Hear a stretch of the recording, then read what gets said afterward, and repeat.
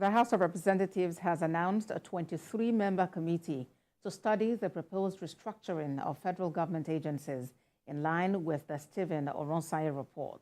The Parliament also calls on the Federal Ministries of Education and Health to make drug tests mandatory for secondary school students. National Assembly correspondent Joke Adisa reports. After years of gathering dust, the Oronsaye report is receiving government's attention. President Bola Tinubu ordered the full implementation of the report, which recommended streamlining of government agencies, scrapping of some agencies, and merging those with similar mandates. From Lagos to Abuja. At Thursday's plenary, the Speaker Abbas Tajuddin unveiled members of the committee, chaired by House Leader Julius Ihanbere. The committee is to recommend appropriate measures to mitigate the likely outcome and fallout of the review. Examine the recommendation by the executive on the restructuring of federal agencies and commissions, recommend legislation to accommodate the proposals, liaise with the affected agencies and commissions on all issues related to the proposed reforms.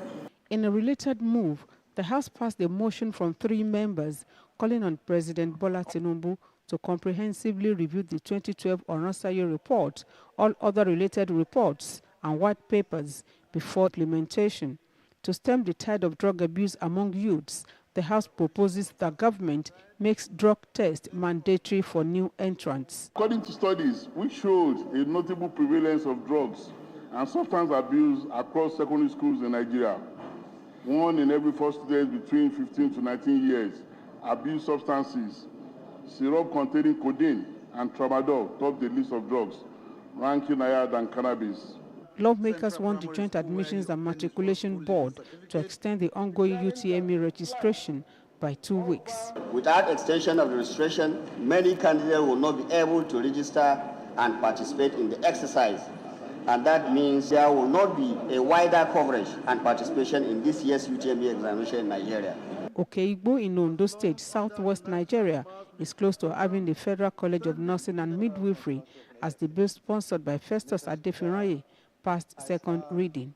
If this school is established, it will provide employment for our teeming youth, and also it will provide quality health personnel, more especially nurses in our hospitals, health centers, and maternity homes. Again, the House of Representatives has passed the Nigerian Peace Corps bill for third reading, with the expectation that it will this time receive presidential assent after Senate concurrence.